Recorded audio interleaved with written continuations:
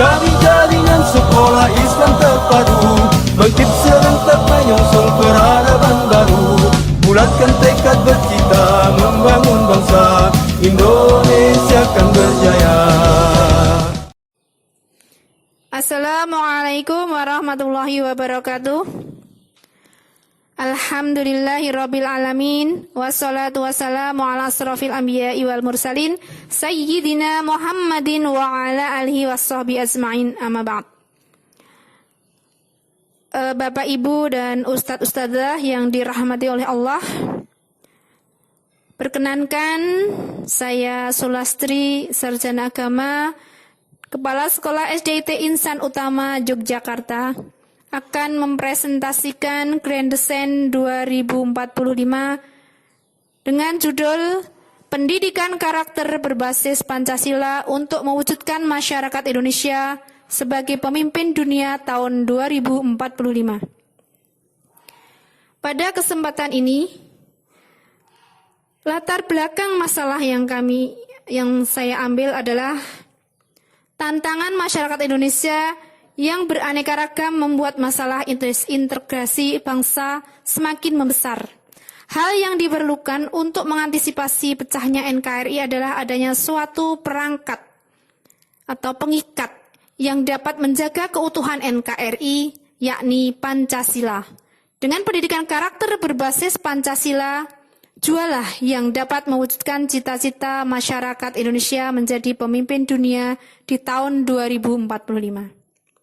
Adapun tujuan dalam mengkaji Grand Design pendidikan ini adalah untuk mewujudkan masyarakat Indonesia sebagai pemimpin dunia di tahun 2045 melalui penerapan pendidikan karakter berbasis Pancasila yang dijabarkan meliputi isu perkembangan pendidikan di masa depan, program pendidikan yang mendukung Grand Design, timeline, dan roadmap pengembangan pendidikan di masa depan.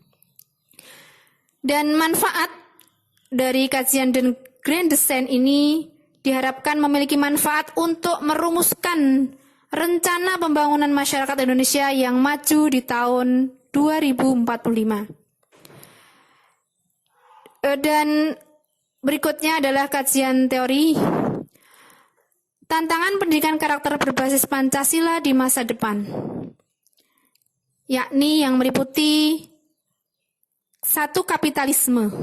Kapitalisme adalah sistem ekonomi yang berorientasi pada perdagangan bebas. Kapitalisme ini sangat tidak cocok dengan paradigma pendidikan karakter berbasis Pancasila. Karena kapitalisme memprioritaskan pemilik modal atas keuntungan sebesar-besarnya sehingga menimbulkan ketimpangan ekonomi nyata antara yang kaya dengan yang miskin. Yang kedua adalah globalisasi, yang mana globalisasi ini adalah integrasi ke dalam ruang lingkup dunia. Bagaikan koin yang memiliki dua sisi, globalisasi juga memiliki pengaruh yang positif dan negatif. Tantangan bagi pendidikan karakter berbasis Pancasila adalah paradigma postmodernisasi yang saat ini sambil tetap menyaring dan menangkal dampak-dampak pengaruh negatif dari globalisasi. Dan yang ketiga adalah konsumerisme. Awal mula konsumerisme adalah gerakan perlindungan terhadap konsumen. Namun seiring berjalannya waktu, maka makna konsumerisme bergeser menjadi gaya hidup konsumen alias boros. Konsumerisme tidak cocok dengan pendidikan karakter berbasis Pancasila karena menundukkan gaya hidup berlebihan, suka pamer dan tidak pernah puas. Dan yang keempat adalah pragmatisme. Ciri pragmatisme adalah berorientasi pada hasil. Pragmatisme merupakan tantangan bagi pendidikan karakter berbasis Pancasila karena pragmatisme kurang menghargai proses yang dapat membentuk pola pikir bahwa semua bisa dilakukan secara instan tanpa memandang proses dan usaha keras untuk mewujudkan hasilnya. Kemudian yang kedua adalah pendidikan karakter berbasis Pancasila. Yang pertama, kajian ini meliputi sila pertama, yakni ketuhanan yang Maha Esa. Pada sila pertama ini memberikan kesadaran bahwa manusia diperintahkan oleh Allah Subhanahu wa taala untuk melakukan perbuatan kebaikan, bukan untuk membuat kerusakan di muka bumi. Allah Subhanahu wa taala berfirman dalam Al-Qur'an surat Al-Baqarah ayat 11. A'udzu billahi minasyaitonir rajim. Wa idza qila lahum la tufsidu fil ardh. Dan apabila dikatakan kepada mereka, janganlah berbuat kerusakan di bumi. Dan yang kedua adalah sila kemanusiaan yang adil dan beradab. Asas humanisme dalam Pancasila yaitu menghendaki agar manusia dapat menghidupkan rasa perikemanusiaan serta memperoleh kebahagiaan dunia dan akhirat. Sebagaimana dalam Al-Quran surat An-Nahl ayat 90. Innallaha ya'muru bil adli wal ihsan. Sesungguhnya Allah menyuruh kamu berlaku adil dan berbuat kebajikan. Dan yang ketiga, sila persatuan Indonesia. Asas persatuan Indonesia harus dijunjung tinggi, berupa kerjasama yang sinergi antara masyarakat Indonesia dengan segala kelebihan dan kekurangan masing-masing. Dalam Al-Quran, surat Al-Hujurat ayat 13. Ya ayyuhan nasu inna khalaqnakum min dzakarin wa unsa wa ja'alnakum syu'uban wa qabaila lita'arafu. Wahai manusia, sungguh kami telah menciptakan kamu dari seorang laki-laki dan seorang perempuan. Kemudian kami jadikan kamu berbangsa-bangsa dan bersuku-suku, agar kamu saling mengenal. Dan sila keempat adalah kerakyatan yang dipimpin oleh hikmat kebijaksanaan dalam permusyawaratan perwakilan. Pembentukan negara Indonesia yang berasas dari rakyat, oleh rakyat, dan untuk rakyat menjadikan setiap warga negara mempunyai hak dan kewajiban yang sama. Oleh karena itu, dalam setiap pengambilan keputusan perlu dilandasi oleh semangat musyawarah. Hal tersebut akan mendatangkan hasil yang lebih baik karena dapat melibatkan semua pihak dengan penuh kerelaan dalam melaksanakan hasil keputusan musyawarah. Allah berfirman dalam surat Asy-Syura ayat 38. Wa amruhum syura bainahum. Sedang urusan mereka diputuskan dengan musyawarah antara mereka.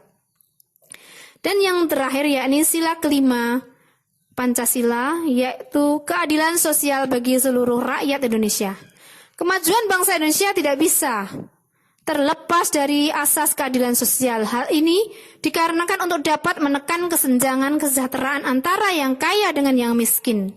Asas keadilan sosial ini berorientasi pada pertumbuhan ekonomi bersama di seluruh kalangan masyarakat. Yang dalam Al-Quran, dalam surat An-Nisa ayat 58 disebutkan juga, wa idza hakamtum bainan nasi an tahkumu bil adl. Dan apabila kamu menetapkan hukum di antara manusia, hendaknya kamu menetapkannya dengan adil. Demikian kajian teori dari Grand Design 2045. Dan metodologi penulisan ini yang dipakai pada naskah Grand Design adalah metode deskriptif prediktif. Metode deskriptif prediktif adalah metode penulisan yang menunjukkan gambaran kondisi secara sistematis dan faktual, disertai prediksi yang mungkin terjadi di masa depan. Dan gagasan yang mengawali dari penulisan ini adalah yang pertama, pengajaran dan pembiasaan dalam kehidupan sehari-hari pendidikan karakter berbasis Pancasila dalam setiap satuan pendidikan, dari semenjak PAUD sampai perguruan tinggi. Dan gagasan yang kedua, memberikan stimulus melalui peningkatan kuantitas dan kapasitas beasiswa bagi peserta didik ataupun mahasiswa yang mampu menunjukkan karakter Pancasilais yang menonjol. Beasiswa dapat diberikan baik peserta didik dari PAUD hingga perguruan tinggi di bidang-bidang strategis seperti bidang manufaktur, industri, energi, teknologi, kesehatan, pendidikan, hukum, dan lain-lainnya. Hal ini kemudian diikuti oleh timbal balik yang positif dari penerimaan mahasiswa agar setiap mempertahankan karakter Pancasilaisnya. Kemudian yang ketiga adalah melengkapi sarana prasarana yang mendukung dalam pertumbuhan dan perkembangan peradaban masyarakat Indonesia yang mampu mewujudkan tujuan masyarakat Indonesia sebagai pemimpin dunia tahun 2045. Sarana prasarana dapat berupa sekolah-sekolah yang layak untuk mendukung kurikulum berkesesuaian dengan revolusi industri 4.0 guna mempersiapkan sumber daya manusia Indonesia yang siap untuk menyongsong revolusi industri 5.0. Dari gagasan kajian teoretik dan yang kami paparkan tadi, kesimpulannya adalah fokus utama dalam penerapan pendidikan karakter berbasis Pancasila untuk mewujudkan masyarakat Indonesia sebagai pemimpin dunia tahun 2045 adalah untuk menciptakan sumber daya manusia unggul yang mampu berdaya saing internasional, bahkan mampu menjadi pemimpin dunia dalam bidang-bidang yang strategis. Demikian pemaparan atau presentasi kami tentang Grand Design 2045 dengan mengambil judul Pendidikan Karakter Berbasis Pancasila untuk mewujudkan masyarakat Indonesia sebagai pemimpin dunia tahun 2045. Sekian, wabillahi taufik wal hidayah. Wassalamualaikum warahmatullahi wabarakatuh. Terima kasih.